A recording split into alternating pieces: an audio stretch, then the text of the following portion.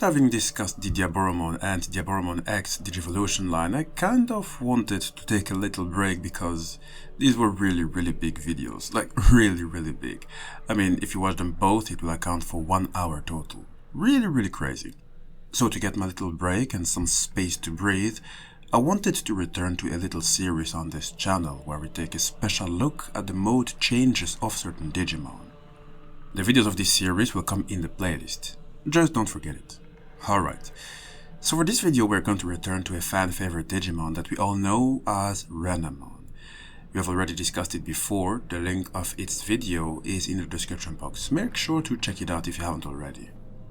Renamon essentially has two mega level forms, one is SAKUYAMON and the other KUZUHAMON. We're going to get into the distinction of the two in a moment. It's just that I want to remind you all about both their place within the Digimon multiverse, as I'm quite sure it pretty much always gets overlooked. That's why these videos are so important.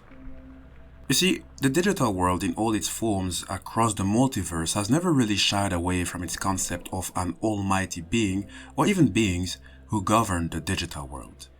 In some universes that God is a human, in other universes it is Yggdrasil, in other universes it is the four holy beasts, and so forth. Interestingly, while the concept of a digital world god or gods tends to change depending on the story, there's a constant that usually tends to come back through various Digimon who tend to more or less keep the same role. That's how we came to discuss the Digimon angelic hierarchy. The entire pantheon of angelic Digimon with their roles. The link towards it is in the description box. Their roles tend to be the same across most stories you will find them. But how does all of this tie into Renamon? You see, if you know that the angels have received their roles from God, then that would mean that other Digimon also might have gotten certain roles from God. That is because the angels aren't the only beings God has under its employment. God had sent 3 agents of its will. First was Insectoid Digimon Kongumon, who has been an agent of God on Earth since ancient times, separate from Angel Digimon. It holds the sacred weapon Vajra on its 6 arms, with which it brings miracles. And aside of the miracles, it is also well versed in all Shinto rituals.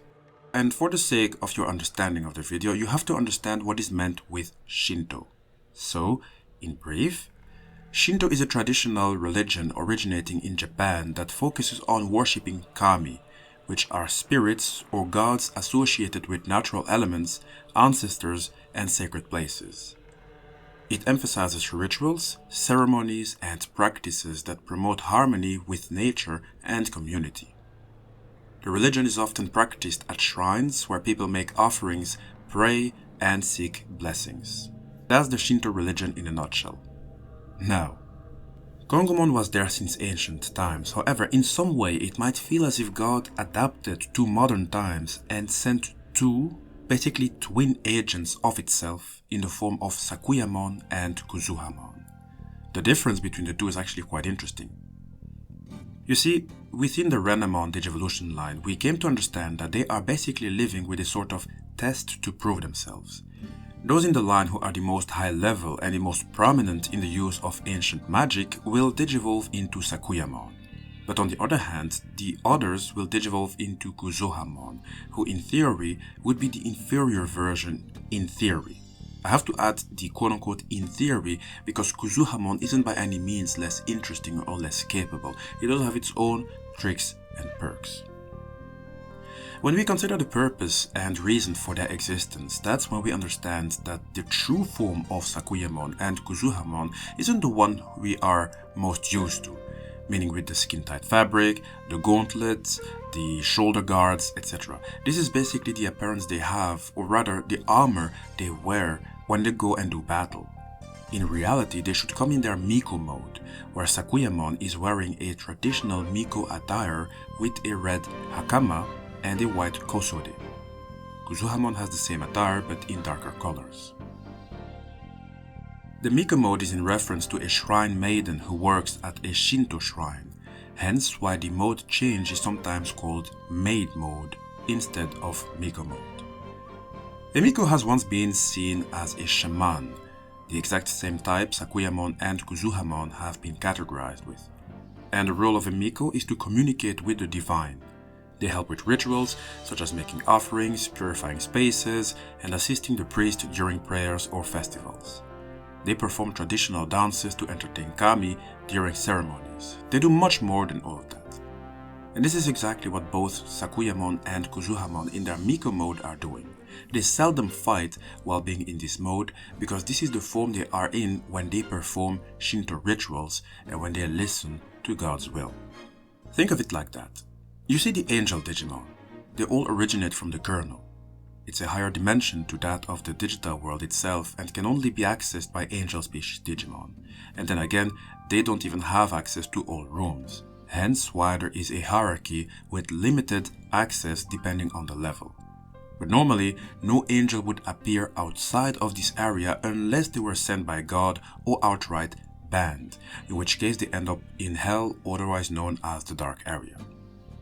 And then again, if the angels are being sent out, that means that the situation might already have come to a dangerous point.